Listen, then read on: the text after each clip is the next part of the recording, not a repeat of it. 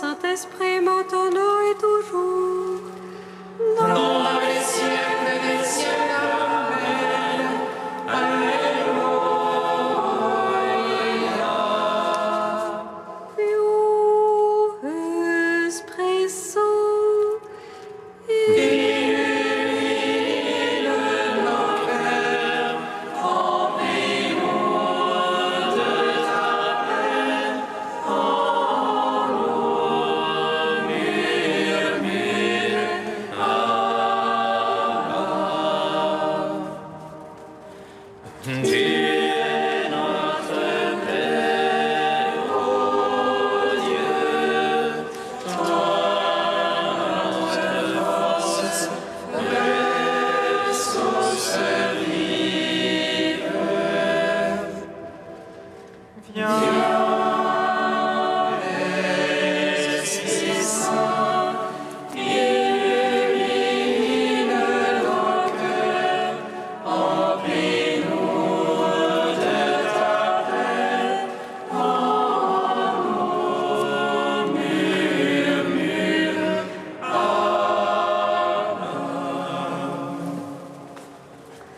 Verbe coéternel au Père et à l'Esprit, Toi qui es né de la Vierge pour notre salut, nous te chantons, nous t'es fidèles et t'adorons, Seigneur, car tu as bien voulu souffrir en montant sur la croix pour y subir la mort de ta chair et ressusciter les morts en ta sainte et glorieuse résurrection. Verbe coéternel au Père et à l'Esprit, toi qui es né de la Vierge pour notre salut, nous te chantons, nous t'es fidèles et t'adorons, Seigneur, car tu as bien voulu souffrir en montant sur la croix pour y subir la mort en ta chair et ressusciter les morts en ta sainte et glorieuse résurrection. Verbe coéternel au Père et à l'Esprit, toi qui es né de la Vierge pour notre salut, nous te chantons, nous t'es fidèles et t'adorons, Seigneur, car tu as bien voulu souffrir en montant sur la croix pour y subir la mort en ta chair et ressusciter les morts en ta sainte et glorieuse résurrection.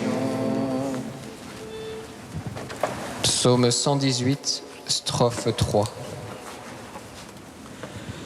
Ouvre mes yeux, Seigneur mon Dieu, ô splendeur de ta parole. Ouvre mes yeux, Seigneur, mon Dieu, ô splendeur de ta parole. Sois bon pour ton serviteur et je vivrai. J'observerai ta parole. Ouvre mes yeux, je regarderai. Ô merveille de ta gloire. Étranger que je suis sur la terre, ne me cache pas tes ordres. Mon âme se consume à désirer. En tout temps tes jugements. Tu t'en prends au superbe maudit.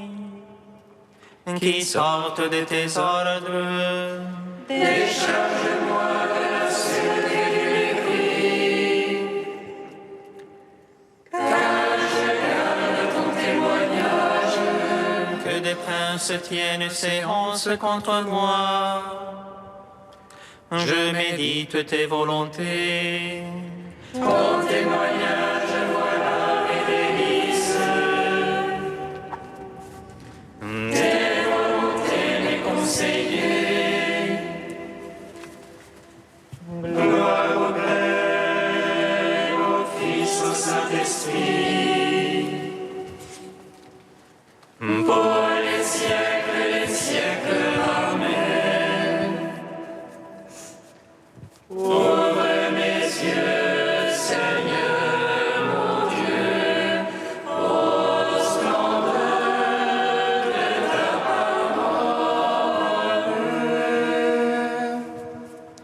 Psaume 124. Ma grâce te suffit, ma force se déploie dans ta faiblesse.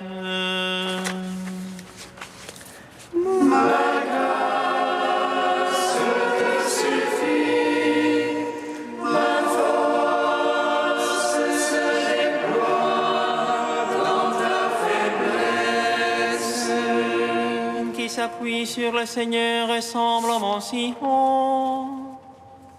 Rien ne l'ébranle, il est stable pour toujours.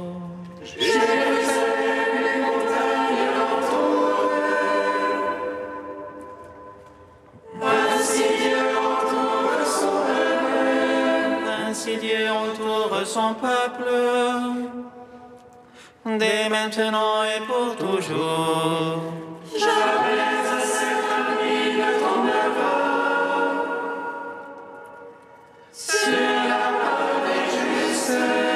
De peur que ne tombe au crime, la main des justes.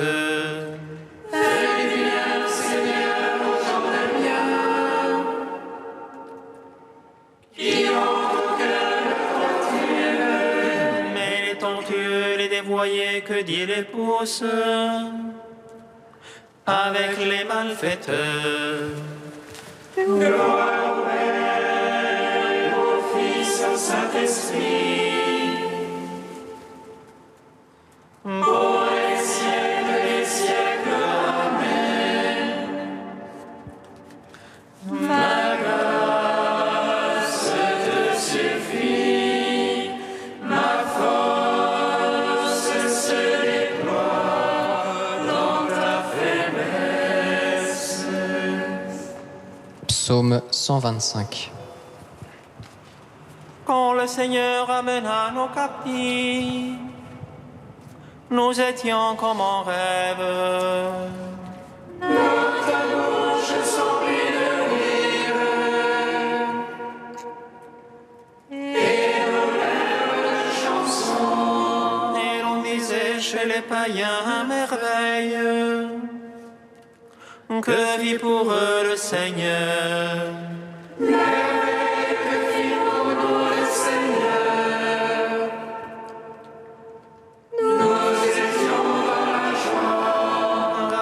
Seigneur, nos captifs, comme torrents au désert. Les semeurs qui sèment dans les larmes, moissonnent en chantant. On s'en va en pleurant. On porte la sémence. On s'en vient en chantant.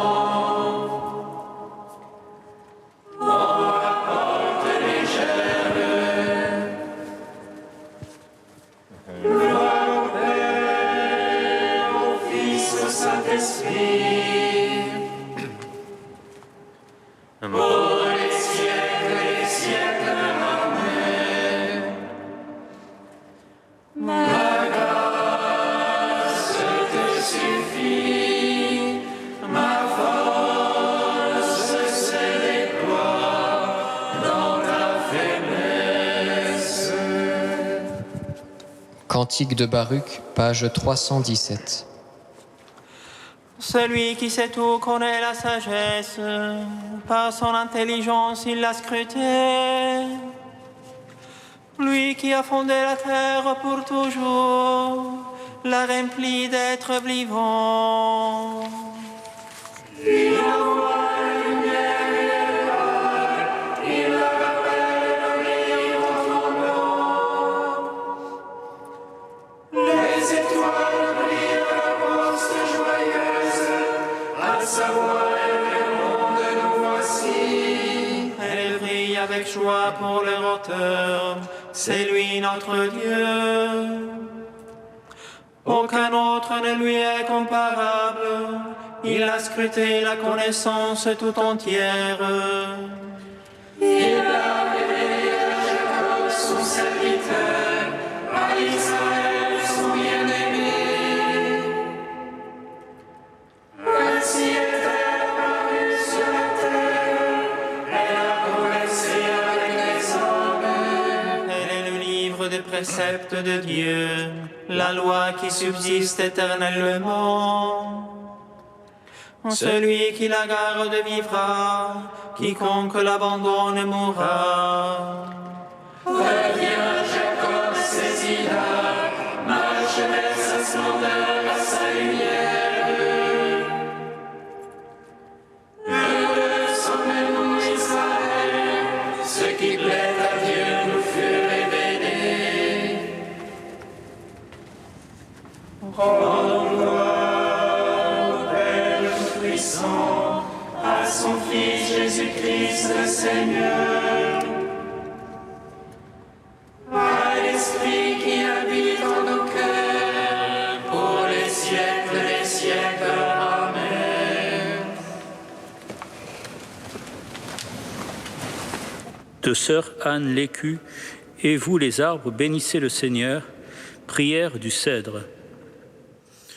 Le cèdre est le roi des arbres. Par sa taille et sa majesté, il domine toute la forêt. Son bois parfumé et imputrescible éloigne les insectes et les vers. C'est pourquoi on en a fait un symbole d'immortalité. Le bois de cèdre a permis de construire l'armature des bateaux et la charpente des maisons solides. Le temple de Salomon, ce grand bateau qui voyage dans le temps avec son peuple, a été construit en bois de cèdre. Cet arbre a donné son bois aux hommes pour qu'ils en fassent la maison de Dieu. Une maison solide et immortelle pour un Dieu immortel, imputrescible pour un Dieu tout entier donné aux hommes, sans qu'il retienne rien de lui-même. Le psalmiste compare le juste à un cèdre du Liban, car la vie du juste est une maison pour Dieu. Plus que d'autres arbres, le cèdre montre l'analogie biblique entre le corps et le temple. Le Cantique des Cantiques compare la maison des amants à une maison de cèdre, car tout amour est un temple dans lequel Dieu se tient. Pour autant, il n'est plus question de cèdre dans le Nouveau Testament. Peut-être le bois de la croix en était-il. Nul ne peut le dire. Le cèdre peut aussi être une figure de l'orgueil. Ézéchiel compare Pharaon à un cèdre magnifique qui s'est enorgueilli de sa hauteur et qui est tombé. Dans le jardin de la Nouvelle Alliance, il n'y a qu'un arbre plus haut que les autres, et c'est l'arbre de la croix. Comme une poutre, il porte l'unique temple qui tienne bon, le Christ, en qui nous pouvons nous abriter. La prière du cèdre, c'est peut-être de ne pas s'enorgueillir, de ne pas se prendre pour ce que l'on n'est pas. Seul le Christ tient bon. Lui seul est solide. Lui seul est fort. Le plus bel arbre de la terre, fût-il le plus majestueux, peut être déraciné par des tempêtes. Paul, qui s'est parfois cru plus fort qu'il n'était, l'a appris et n'a cessé de l'enseigner. Lorsque je suis faible, c'est alors que je suis fort. Dans cet esprit, la prière du cèdre, c'est devenir un temple pour Dieu.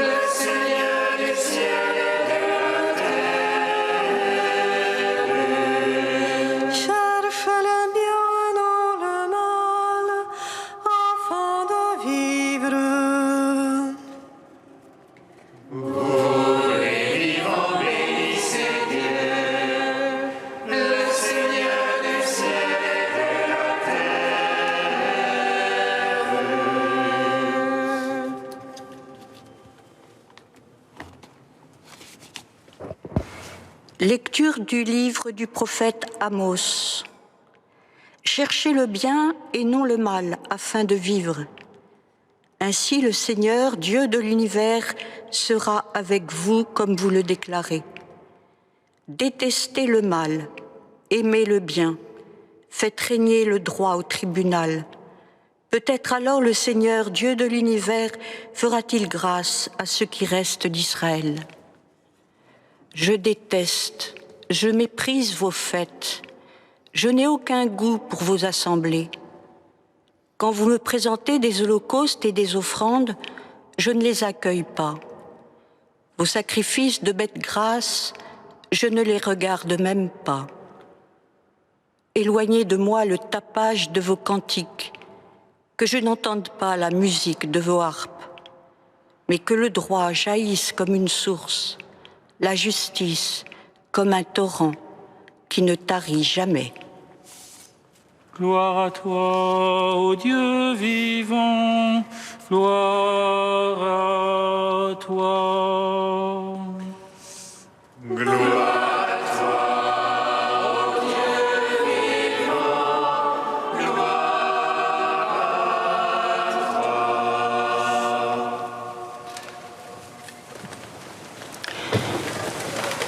Nous sommes dans la deuxième partie du 8e siècle avant Jésus-Christ, lors de cette époque toute particulière où le royaume d'Israël est divisé. Au nord, 10 tribus forment le royaume d'Israël proprement dit.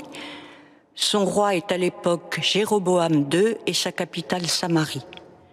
Au sud, 2 tribus forment le royaume de Juda. Son roi est à l'époque Osias et sa capitale Jérusalem. Tout semble aller assez bien. Les 2 royaumes jouissent d'une période de paix, de liberté, de prospérité. Les armées sont puissantes, on a beaucoup d'argent, on dépense beaucoup. Alors surgit ce qui arrive souvent dans une société de ce type. Sous le calme apparent, la surconsommation et le luxe, le mal, sous toutes ses formes, gangrène les 2 royaumes. Mépris de Dieu et de la justice, idolâtrie, mœurs dépravées. Cette prospérité cachait bien des signes de décadence. Alors que fait Dieu?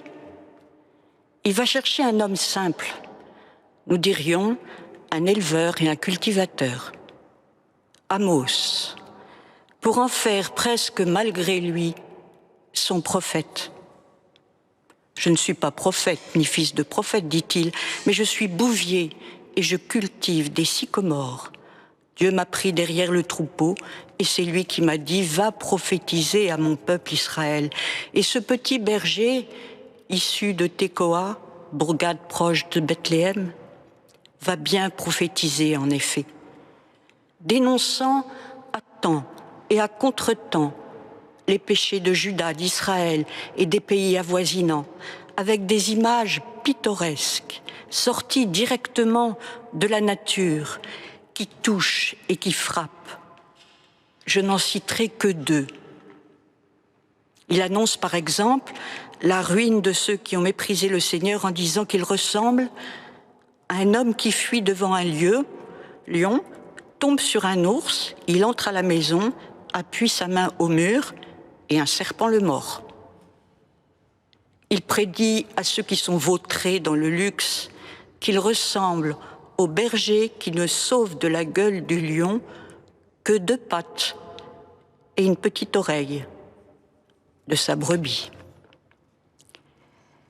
Le texte choisi par leur liturgie pour aujourd'hui recèle des thèmes récurrents à travers toute la Bible. C'est d'abord un appel à la conversion, chercher le bien et non le mal afin de vivre. Détester le mal, aimer le bien, peut-être alors le Seigneur, Dieu de l'univers, aura-t-il pitié de ce qui reste d'Israël. Un appel à la conversion qui fait bien sûr résonner en nous la fameuse théorie des 2 voies exprimée dans le Deutéronome. Je te propose aujourd'hui la vie ou la mort, la bénédiction ou la malédiction. Choisis donc la vie pour que toi et tes fils viviez. L'autre injonction de ce texte est elle aussi souvent rencontrée dans l'Ancien et le Nouveau Testament. C'est un appel à l'unité entre le culte et la vie. Dieu ne saurait agréer une liturgie célébrée par des impies. Éloignez de moi le tapage de vos cantiques, que je n'entende pas la musique de vos harpes, dit Dieu par la voix du prophète. N'annonce-t-il pas alors une parole de Jésus ? Quand tu présentes ton offrande à l'autel, si là tu te souviens que ton frère a quelque chose contre toi, laisse là ton offrande et va d'abord te réconcilier avec ton frère, puis reviens et alors présente ton offrande. Ces paroles d'Amos, aussi simples, colorées que fermes et parfois même tranchantes, même si elles ne sont pas nouvelles, nous touchent, car elles rejoignent l'essentiel de nos vies de croyants, à savoir d'une part l'appel à la conversion, au renouvellement permanent de nos cœurs afin qu'ils plaisent à Dieu, et d'autre part l'appel à l'authenticité, c'est-à-dire à la vigilance, afin que notre cœur profond soit en syntonie avec ce que nous célébrons au cours de nos liturgies.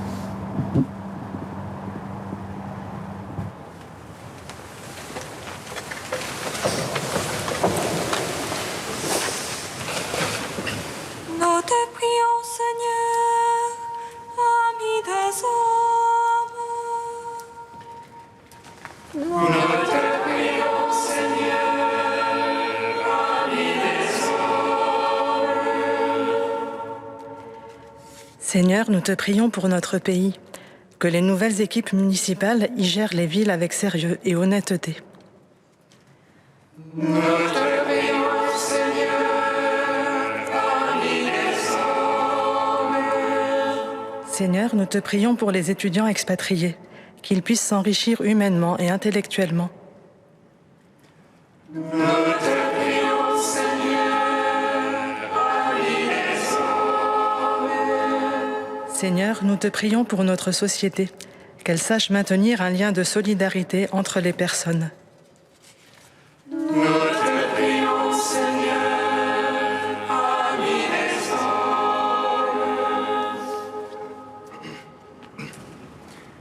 Saint Dieu, Saint fort, Saint immortel, prends pitié de nous.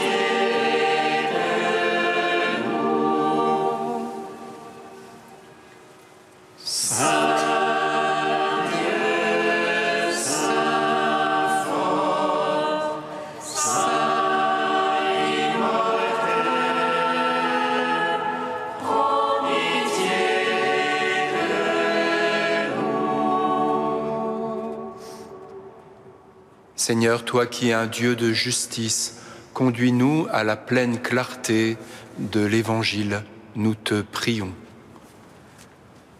Notre Père qui es aux cieux, Que ton nom soit sanctifié, que ton règne vienne, que ta volonté soit faite sur la terre comme au ciel. Donne-nous aujourd'hui notre pain de ce jour. Pardonne-nous nos offenses comme nous pardonnons aussi à ceux qui nous ont offensés. Et ne nous laisse pas entrer en tentation, mais délivre-nous du mal. Car c'est à toi qu'appartiennent le règne, la puissance et la gloire pour les siècles des siècles. Amen.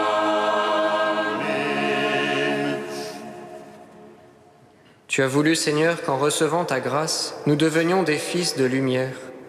Ne permets pas que l'erreur nous plonge dans la nuit, mais accorde-nous d'être toujours rayonnants de ta vérité. Par Jésus-Christ, ton Fils, notre Seigneur et notre Dieu, qui vit et règne avec toi et le Saint-Esprit, maintenant et pour les siècles des siècles. Amen. Bénissons le Seigneur.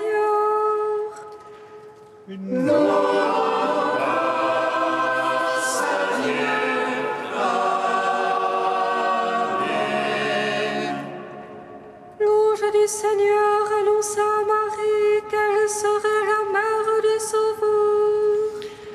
Et elle conçut de l'Esprit Saint. Réjouis-toi, Marie, pleine de grâce, le Seigneur est avec toi. Tu es bénie entre les femmes, et Jésus, le fruit de ton sein, est béni. Voici la servante du Seigneur. Qu'il me soit fait selon ta parole.